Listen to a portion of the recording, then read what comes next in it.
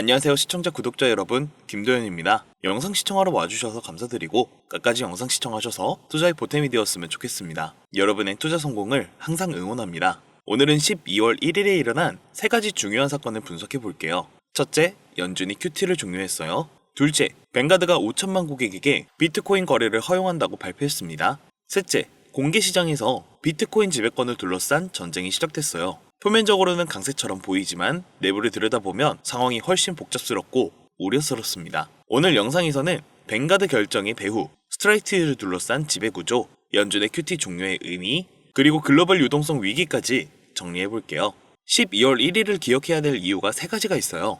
첫 번째는 연준이 QT를 종료한 날이에요. 10월 29일에 연준이 발표했는데 12월 1일부터 대차대조표에서 증권 보유량 축소를 중단한다고 했거든요. 이게 무슨 의미냐면 프린터 가동 준비예요. 두 번째는 10월 31일에 금융 시스템이 막혔어요. 연준이 은행 시스템에 하룻밤 사이에 135억 달러를 주입했거든요. 코로나 이후 최대 규모예요.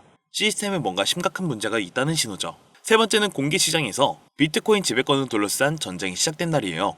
뱅가드가 갑자기 입장을 바꿨거든요.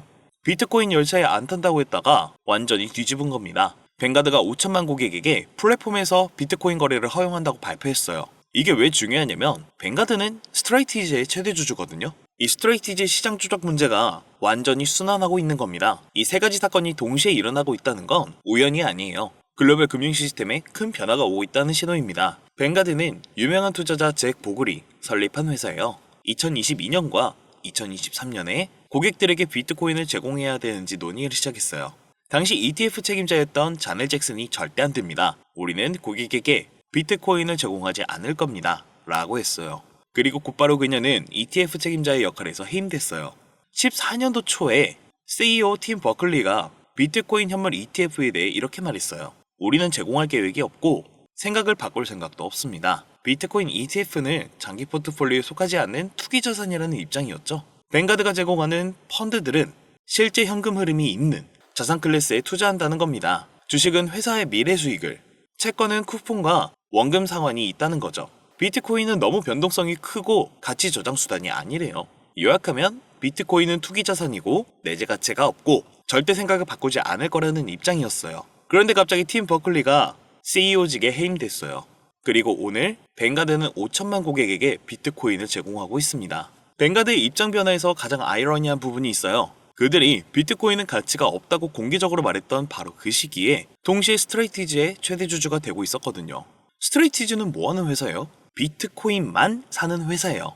유일한 전략이 비트코인이고 영원히 비트코인일 회사죠. 뱅가드는 스트레이티지의 지분 8%를 보유하고 있어요. 한 입으로는 비트코인이 투기자산이라고 하면서 다른 한 입으로는 비트코인만 사는 회사의 최대 주주가 된 거예요. 이게 말이 돼요? 안 되죠. 뱅가드가 정말 비트코인이 가치가 없다고 생각했다면 스트레이티지 주식은 왜 샀겠어요? 더 흥미로운 건 뱅가드만 그런 게 아니라는 거예요. 블랙록도 스트레이티지의 약 6%를 가지고 있고 스테이트 스트리트와 모건 스탠리도 주요 주주예요. 이 4개 기관이 스트레이티지 주식을 대부분 갖고 있는 거죠. 그러면서 동시에 고객들한테는 비트코인이 위험하다고 말했어요. 왜 그랬을까요? 일반 투자자들이 들어오기 전에 싸게 쌓고 싶었던 거예요. 팀 버클리가 CEO직에 교체되었는데 팡파르도 없고 뉴스도 없고 성과평가도 없었어요. 그냥 갑자기 하룻밤 사이에 자리를 떠난 것처럼 보였죠. 누가 그를 대체했냐면 살렘 람지라는 사람인데 뱅가드 역사상 최초로 내부 승진이 아닌 외부인이 이 직책을 맡았어요. 이게 왜 중요하냐면 살렘 람지의 경력을 보면 알 수 있어요. 그는 블랙록에서 10년 동안 일을 했어요. 아이쉐어즈 책임자였고 IBIT 상품을 출시한 사람이에요. 뱅가드가 고객에게 제공하는 비트코인 상품이 뭔지 보세요. IBIT예요. 뱅가드 CEO는 블랙록 출신이고 뱅가드가 제공하는 상품은 블랙록의 IBIT예요. 이게 우연일까요? 절대 아니에요. 블랙록과 뱅가드가 파트너십을 맺고 있다는 거예요. 비트코인 지배권을 놓고요. 블랙록 IBIT는 현재 860억 달러예요. 뱅가드 5천만 고객이 접근하기 시작하면 얼마나 더 커질까요? MSCI나 모건 스탠리 인덱스 관련 스트레이티지 조정 문제를 파고들다 보면 흥미로운 사실이 나와요. MSCI를 누가 소유하고 있는지 보면 똑같은 4명의 플레이어예요. 뱅가드, 블랙록, 스테이트 스트리트, 모건 스탠리. 이들이 스트레이티지를 통제하는 똑같은 사람들이에요. 그러면 그들이 얼마나 쉽게 시장을 조작할 수 있는지 깨닫게 돼요. 스트레이티지에 대한 FUD 캠페인을 시작하면서 동시에 스트레이티지를 공매도하고 자신들의 비트코인 ETF는 롱 포지션을 취할 수 있어요. 이게 전통금융이 새로운 자산 클래스를 흡수하는 방법이에요.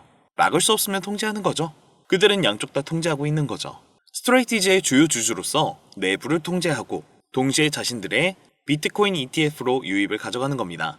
비트코인 네트워크 자체는 탈중앙화되어 있지만 사람들이 접근하는 금융상품은 중앙화될 수 있거든요. 이안 캐롤이 약 1년 전 로버트 브리들러브 팟캐스트에서 중요한 경고를 했어요. 블랙록 음모론에 대한 반박들이 얘기하지 않는 게 있대요. 그들이 우리 돈을 관리하고 있고 기술적으로는 우리 소유권을 대표하고 있다는 거예요. 근데 그들이 우리 돈으로 사고 있는 모든 주식은 의결권을 나타내요. 인덱스 펀드에서 주식 의결권을 누가 관리할까요? 답은 여러분이 아니에요. 펀드 매니저가 일반적으로 주식 의결권 관리를 담당해요. 특별한 양식을 작성하고 제출하는 경우에만 자신의 의결권을 관리할 수 있어요. 근데 스파이 주식 한 주를 가지고 있는데 503개의 다른 회사 주식을 어떻게 투표할지 결정해야 하는 거예요. 그렇게 다각화된 방식으로 모든 의결권을 관리하는 일은 엄청난 작업이에요. 그래서 아무도 안 하고 그들이 우리를 위해 하는 거죠. 그들이 우리 은퇴자본 40조 달러의 전부 의결권을 관리할 때 미국의 모든 기업의 주식 소유 현황을 보면 블랙록, 뱅가드, 스테이트 스트리트가 거의 맨 위에 있어요. 총 시장 가치의 약 30%는 거의 전부 우리 돈과 우리의 의결권을 대표하고 있는 거예요. 블랙록은 4천만 명의 은퇴 자산을 관리하고 뱅가드는 5천만 명을 관리를 해요. 그리고 그들이 비트코인 같은 새로운 자산 클래스 뒤에 있는 주요 인프라와 배관을 통제하고 있어요. 이게 비트코인 지배권 전쟁의 핵심이에요. 스트레이티지가 중요한 발표를 했어요. 제가 영상에서 다뤘는데 14억 4천만 달러 현금 준비금을 설립한다는 겁니다. 이게 왜 중요하냐면 스트레이티지를 더 탄력적인 회사로 만들려는 시도거든요. 스트레이티지에 대해 계속 제기되었던 주요 우려사항 중 하나가 유동성이었거든요. 비트코인 가격이 폭락하면 배당금을 지급하거나 부채에 이자를 내려고 비트코인을 팔아야 하는 거 아니냐는 거죠. 14.4억 달러 현금 준비금이 있으면 비트코인을 한 개도 팔지 않고도 21개월 동안 모든 우선주 배당금과 부채의 이자를 지급할 수 있어요. 세일러가 비트코인에 대한 확신을 유지하면서 동시에 기간 수준의 리스크 관리를 추가하고 있는 거죠. 근데 블랙록, 뱅가드, 스테이트 스트리트, 모건 스탠리는 이게 위협이라고 봐요. 왜냐하면 스트레이트가 성공하면 그들의 비트코인 ETF 지배력이 약해지거든요. 스트레치 같은 상품도 출시하고 있어요. 사람들이 은행보다 10.75%더 높은 이자를 받을 수 있게 해주는 거죠. 이런 자금 유입이 월스트리트 기득권으로 가지 않는 거예요. 세일러가 이 준비금을 만드는 건 전면 대응이에요. 우리는 비트코인을 절대 팔지 않을 겁니다. 라는 선언이죠. 비트코인이 5.6% 하락했는데 아무도 명확한 이유를 설명하지 못해요. CNBC, 파이낸셜 타임스, 로이더, 블룸버그 모든 주요 시장 뉴스 소스에서 제대로 된 설명을 본 적 없대요. 주요 자산이 왜 6% 가까이 하락했는지 결정적인 이유를 제시하는 사람이 없다는 거예요. 근데 우리가 지금까지 분석한 걸 보면 이해가 되기 시작해요. 블랙록, 뱅가드, 스테이트 스트리트, 모건 스탠리가 스트레이티지의 주요 주주면서 동시에 비트코인 ETF를 지배하고 있어요. 그들은 시장을 움직일 수 있는 힘이 있는 거죠. FED를 퍼뜨리고 스트레이티지를 공매도 하고 동시에 자신들의 ETF는 롱 포지션으로 가는 겁니다. 이게 전통금융이 새로운 자산 클래스를 통제하는 방법이에요. 막을 수 없으면 통제하는 거죠. 뱅가드가 5천만 고객에게 IBIT를 제공하는 건 블랙록한테는 엄청난 이익이에요. 살렌람지는 블랙록에서 왔고 IBIT를 만든 사람이거든요. 이제 뱅가드 CEO로서 뱅가드 고객들에게 IBIT를 팔고 있는 거예요. 이들의 목표는 명확해요. 비트코인 ETF 시장을 완전히 지배하고 동시에 스트레이티지 같은 경쟁자를 내부에서 통제하는 거죠. 10월 30일에 연준이 하룻밤 사이에 은행 시스템에 135억 달러를 주입했어요. 이게 코로나 이후 최대 규모거든요.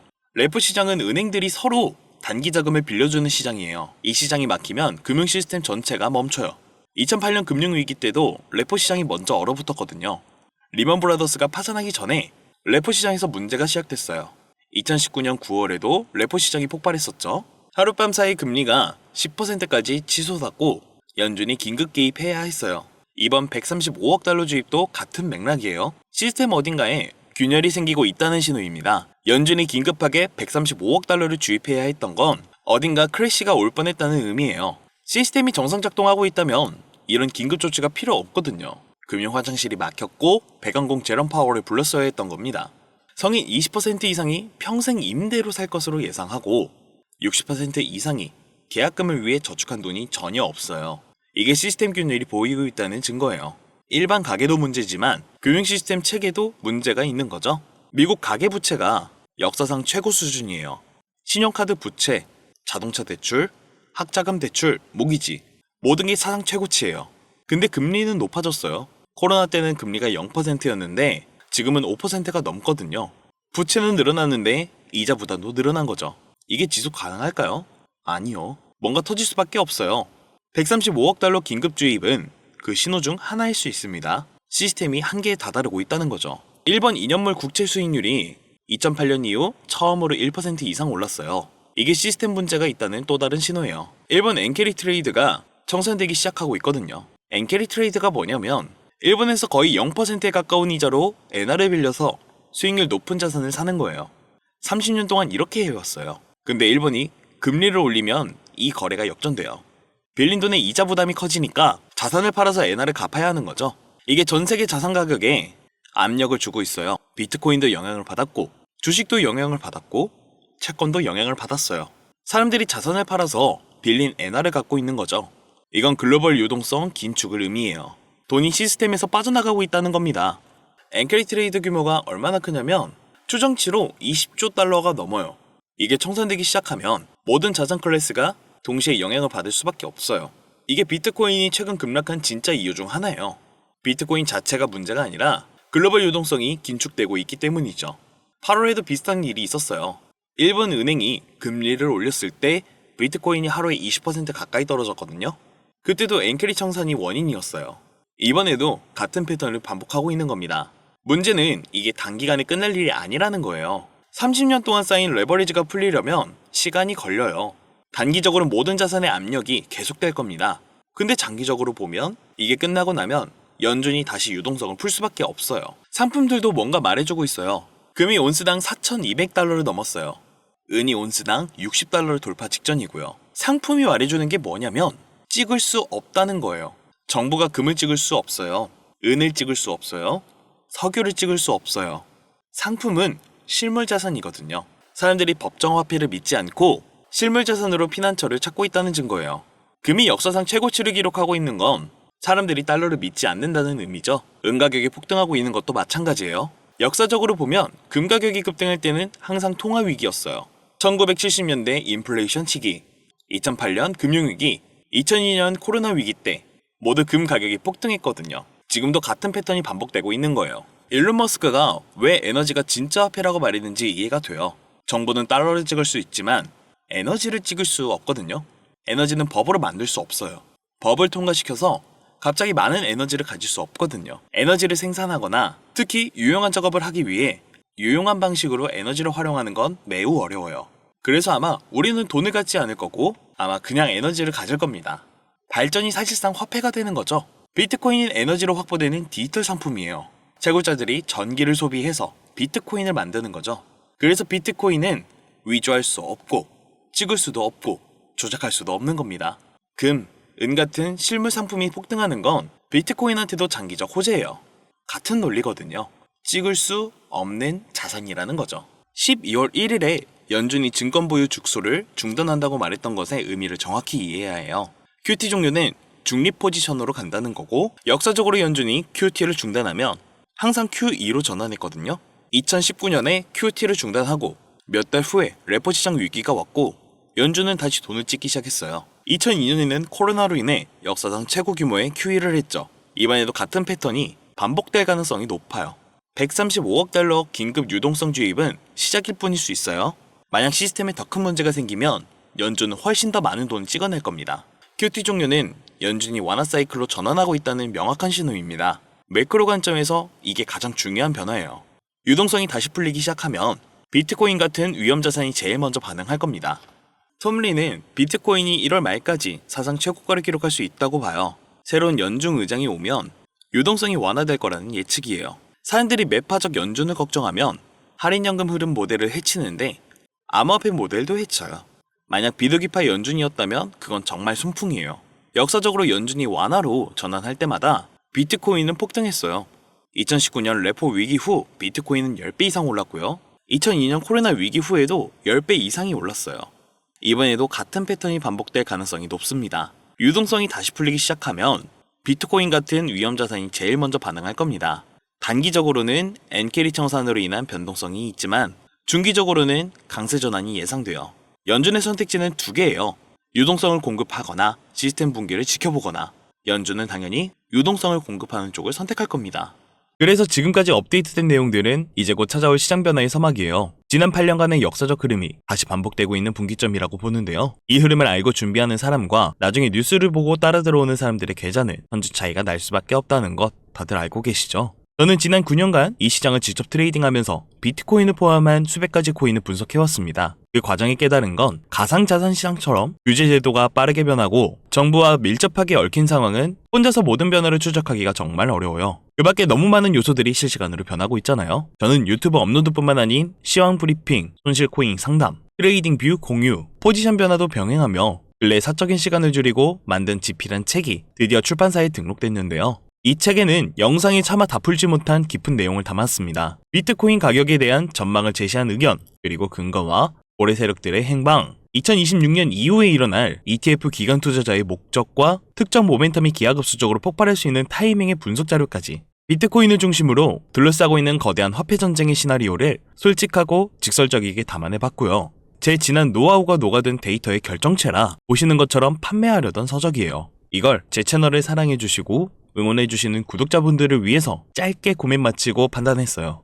지금 이 영상을 보고 계신 분들께만 이 책을 100% 무료로 선물하겠습니다. 그리고 제가 여러분께 바라는 건 딱 하나예요. 투자하시는 금액의 액수를 떠나서 개인 투자자 자금을 현혹시키는 기관과 세력이 하는 꼬드김에 당하지 않고 이 거대한 가상화폐 시장 중심에 다 같이 웃으며 성공하는 거예요. 제가 진심으로 바라는 건 여러분 모두가 한 장면의 엑스트라가 아닌 이 거대한 변화의 흐름 속 한 편의 영화의 주인공이 되셨으면 좋겠어요. 책을 받는 방법은 아주 간단해요. 지금 보이시는 제 채널의 구독과 좋아요 그리고 알람 설정을 꾹 눌러주세요.